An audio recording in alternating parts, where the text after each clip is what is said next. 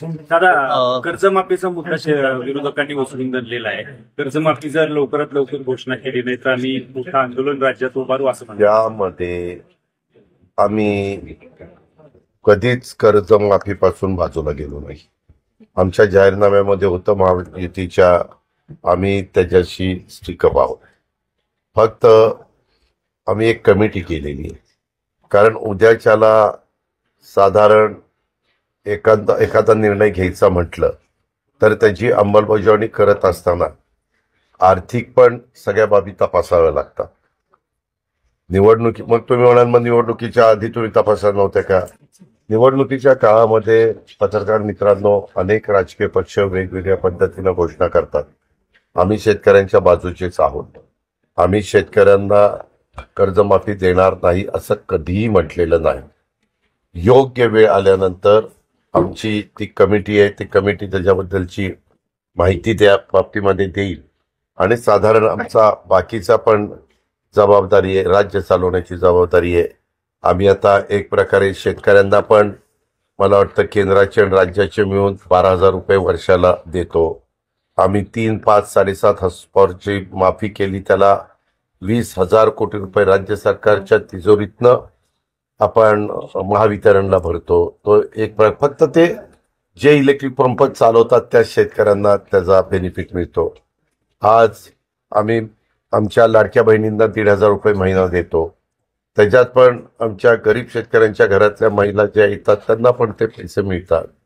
असे वेगवेगळ्या आम्ही घरकुलाच्या योजना देतो. वेगवेगळ्या शेतकऱ्यांचं एकंदरीत सावकाराच्या दारात त्याला जायला लागू नये म्हणून 0% व्याजाने आम्ही त्यांना पीक कर्ज देतो 3 लाखापर्यंत. सातारा जिल्हा बँक देते, कोल्हापूर देते, सांगली देते, पुणे देते.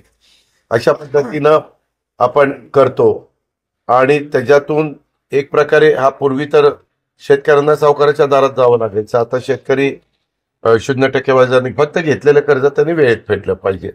आर्थिक शिस्त पण राहिली पाहिजे. अशा पद्धतीनं आमचं काम चालू आहे आणि आम्ही कधीही केलेल्या घोषणेपासून बाजूला गेलेलो नाही. आम्ही योग्य वेळ आल्यानंतर ती कर्जमाफी देणार. सकट होईल का? आता पहिल्यांदा जरा तपासून घेऊ दे ना बाबा.